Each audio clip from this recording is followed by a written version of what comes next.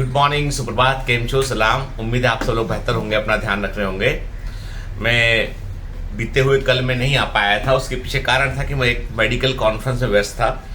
कई बच्चों ने आप में से पूछा कि सर मेडिकल कॉन्फ्रेंस जो है वो किस तरह के होते हैं, है ना। तो अभी एक्चुअली क्या होता है, इस समय ना बहुत सारे मेडिकल कॉन्फ्रेंस या इस तरह के जो इवेंट होते हैं ना, ये बेसिकली वेबिनार के फॉर्म में होने लगे आजकल, है ना। मतलब वो यूरोपियन टाइम के अकॉर्डिंग होता है। तो कई बार आपको सुबह 4 बजे उठ के 3 बजे उठ के भी आपको ज्वाइन करना पड़ता है। और मैंने शायद पता नहीं आपको बताया पहले या कभी नहीं बताया, I am the one of the member of बोंका, जो कि वर्ल्ड फैमिली डॉक्टर्स का ऑर्गेनाइजेशन है और उसका मैं मेंबर हूँ। इसके अलावा मेंबर जो है American academy of family physicians का भी मेंबर हूँ मैं के। तो मतलब ऐसे कई सारे इंटरनेशनल बॉडीज उसका मैं मेंबर हूँ। तो उसमें क्या होता है, फिर आपको जब मेंबर आप होते हो तो आपको कुछ इवेंट ऐसे होते हैं जो कंपलसरी होते हैं, आपको जो अटेंड करने ही होते हैं, ठीक है।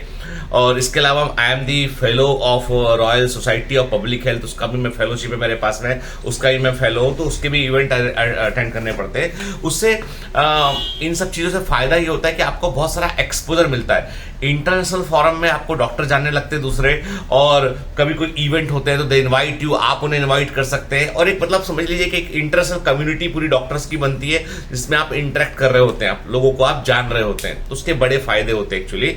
जब आप डॉक्टर बन जाएंगे तब आपको मालूम चलेगा। अभी कल में जब ऐसी हम लोग बात कर रहे थे, जब उसमें तो मंकी पॉक्स की मेडिकल इमरजेंसी के बारे में भी बात हुआ कि मंकी पॉक्स जो है वो कैसे फैल रहा है, क्या है। तो इंडियंस को खतरा कम है, भारतीयों को जो है मंकी पॉक्स का खतरा इसलिए कम है क्योंकि हम सभी लोगों को स्मॉल पॉक्स के वैक्सीन लगे हुए हैं। और स्मॉल पॉक्स का जो वैक्सीन है वो वैक्सीन क्रॉस इम्यूनिटी प्रोवाइड करता है किसको, मंकी पॉक्स के अगेंस्ट। मतलब मंकी पॉक्स स्मॉल पॉक्स का ही छोटा रूप है एक प्रकार से, ठीक है, जो मंकीज से ह्यूमंस के अंदर आया था। और हम सब जानते हैं कि स्मॉल पॉक्स कितनी खतरनाक है। अब तक की दुनिया यानी पेंडेमिक के इतिहास में, यानी पेंडेमिक के इतिहास में सबसे खतरनाक पेंडेमिक 2 रही हैं, जिन्होंने जो है वो करोड़ों की संख्या में लोगों को मारा है। हजारों नहीं, करोड़ों की संख्या में लोगों की जान ली है। तो पहला तो है प्लेग, दूसरा है स्मॉल पॉक्स। प्लेग जो है उसने, समझ लीजिए, प्लेग ने जो है वो कहते हैं कि जब न्यू इंग्लैंड के अंदर प्लेग फैला था तो उसने जो है तकरीबन जो है वो आधी से अधिक आबादी को खत्म कर दिया था। उसने मैक्सिको में फैला तो जो है 60% आबादी खत्म कर दी प्लेग ने। मतलब प्लेग ऐसा था कि जिसका कोई और छोर नहीं मिलता था लोगों को। मैं आजकल एक बुक पढ़ रहा हूं जिसका नाम है होमो डेस्ट, क्या Homo Deus, and it is one of the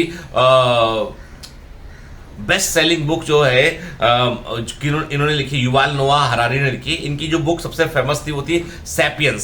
sapiens के बाद उन्होंने अगला बुक लिखा है कि फ्यूचर में मनुष्य किस तरह के होंगे, क्या होगा। तो उस बुक में बड़ा अच्छी चीज बताते हैं वो कि वो कंपेयर कर रहे हैं कि फ्यूचर और भविष्य, आज के समय में और पुराने समय में क्या अंतर था।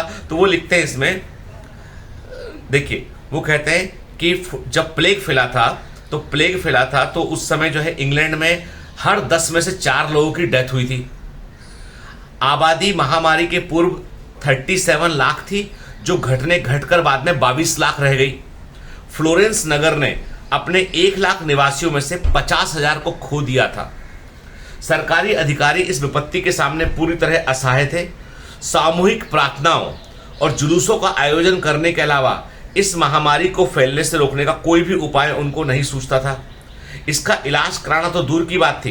अब सुनिएगा, बड़े काम की बात आ रही है। आधुनिक युग के आने के पहले तक मनुष्य बीमारियों के लिए बुरी हवा, दुष्ट दैत्यों और क्रुद्ध देवताओं को जिम्मेदार ठहराया करता था। और रोगाणुओं और विषाणुओं के वजूद को लेकर उसके मन में कोई भी यकीन नहीं था। मतलब मानते ही नहीं था कि ऐसा कुछ हो सकता है। लोग देवदूतों और अप्सराओं में सहज तो विश्वास कर लेते हैं, लेकिन वे ये कल्पना नहीं कर पाते कि एक छोटा सा रेटफिली या पिस्सू है या पानी की एक बूंद में पैरासाइट का एक बड़ा समूह हो सकता है। वो नहीं मानते थे कि ऐसी चीज हो ही नहीं सकती है, ऐसा कुछ होता ही नहीं है। वो देवताओं को मान लेंगे, अप्सराओं को मान लेंगे, सबको मान लेंगे, पर मानते नहीं थे।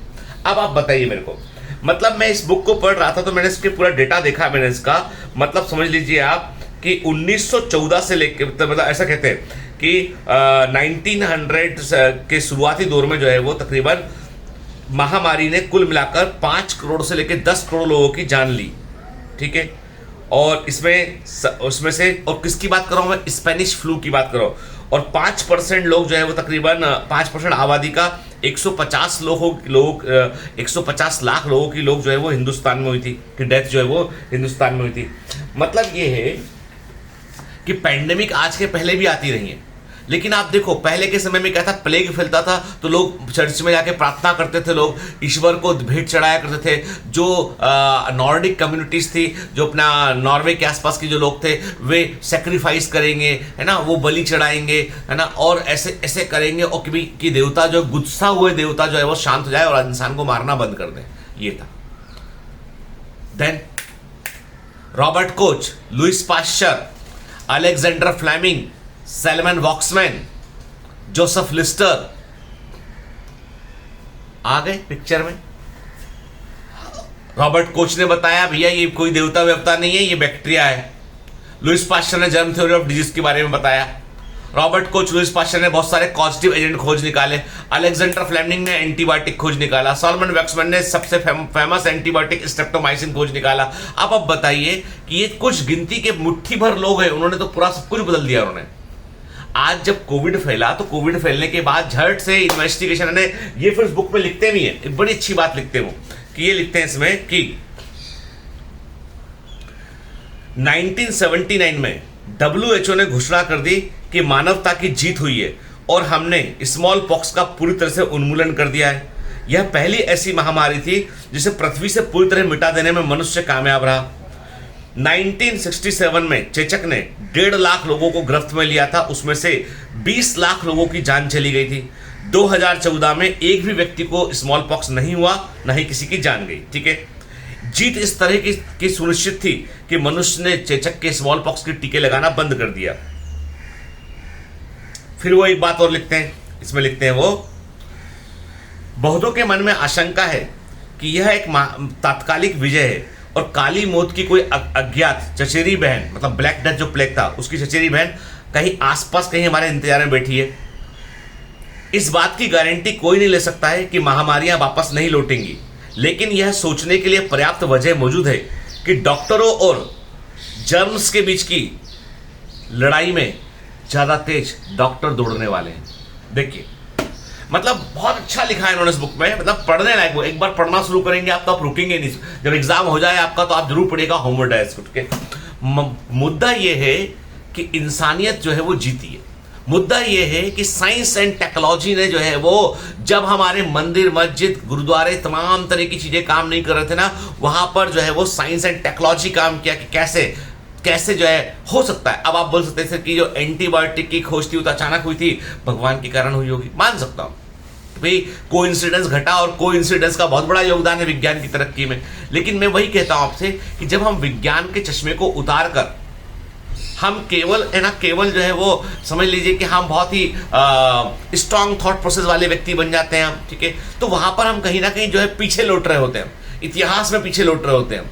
हमें विज्ञान, साइंस एंड टेक्नोलॉजी में अपने आप को इंप्रूव करना है। हमें मनुष्यता को इतनी बड़ी ताकत प्रोवाइड करनी है कि वो जो है वो ऐसी बीमारियों से, महामारियों से लड़ सके। अभी बहुत कुछ जीतना बाकी है। कैंसर पर जीत बाकी है, HIV एड्स पर जीत बाकी है, मलेरिया पर जो है वो हमने दवा एंटी मलेरिया ड्रग बना ली, लेकिन कंप्लीट इरेडिकेट नहीं कर पाए। मतलब आज भी जो है वो, आज भी किसी वॉर में, युद्ध में जितने लोग नहीं मारे जाते हैं उससे कई गुना अधिक लोग आज भी बीमारियों से मारे जाते हैं, इन्फेक्शियस डिजीज से मारे जाते हैं। तो कहने का मतलब ये कि मनुष्यता के पास में, ह्यूमंस के पास में लड़ने की और भी बहुत वजह है कि वो आपस में क्यों लड़े। भला आपस में इंसानों के लड़ने से किसको फायदा होने वाला? किसी को फायदा नहीं होने वाला। फायदा किससे लड़ना है आपको? आपको उनसे लड़ना है जो अज्ञात हैं, जो पूरी मानव जाति के लिए, वो कोई डिस्क्रिमिनेशन नहीं किया। कोविड ने कोई डिस्क्रिमिनेशन नहीं किया उसने, कि तुम कौन हो, किस रिलीजन के हो, किस यकीन को मानने वाले हो, कोई डिस्क्रिमिनेशन नहीं किया। तो इसका मतलब ये कि पूरी ह्यूमन रेस जो है ना, वो इस पर डिपेंड करती है कि हम कितने तैयार हैं हम, ठीक है, क्योंकि पॉपुलेशन बढ़ेगी तो ऐसे एपिडेमिक जो है आती रहेंगी। अब इसे मंकी पॉक्स आया, अब इस मंकी पॉक्स के लिए भी जो है वो कि भाई अभी दोबारा से, पता है आपको, पूरे यूरोप के अंदर दोबारा से जो है वो अपना वैक्सीन लगना शुरू हो गए इसके स्मॉल पॉक्स के। सारे यूरोप में लग रहे हैं वैक्सीन, अमेरिका में वैक्सीन लग रहा है स्मॉल पॉक्स से, जो लगाना बंद कर चुके थे वो दोबारा स्मॉल पॉक्स के वैक्सीन लग रहे हैं। मतलब वही मैं कह रहा हूं आपसे कि जब कभी आप मेडिकल के फील्ड के बारे में सोचते हैं, साइंटिस्ट बनने के बारे में सोचते हैं, इंजीनियर बनने के बारे में सोचते हैं, सब इक्वली इंपॉर्टेंट है। ठीक है, तो सिंपल सी बात है कि आप क्या सोच रहे होते हैं, आप जो है वो कौन सा, देखो किसी को मालूम नहीं था कि फ्लेमिंग ऐसा करेंगे, किसी को मालूम नहीं था कि पाश्चर ऐसा करेंगे, किसी को मालूम नहीं था कि सॉलमन वॉक्समैन नाम का एक बच्चा छोटा जिसका जन्म हुआ है, पढ़ा लिखा बड़ा, वो आगे चल के ऐसा कुछ खोज निकालेगा। हम सब में इमेंस कैपेसिटी है। मैं वही कहता हूं आपसे, मानना है ना तो मनुष्यता को, मानवता को मानो, मानना है ना तो साइंस एंड टेक्नोलॉजी को मानो, मानना है ना तो आने वाले भविष्य को देखो, उसके बारे में सोचो कि क्या और हम बेहतर कर सकते हैं। ये इंपॉर्टेंट है। तो टेक अवे यही है आज का कि अच्छी किताबें पढ़ो, दिमाग का दरवाजा खुला रहता है, अच्छा लगता है। चलिए, कल मैं नहीं आ पाया था आपके लिए, अभी कोशिश करूंगा रेगुलर मिलने की आपसे। All the best, bye bye.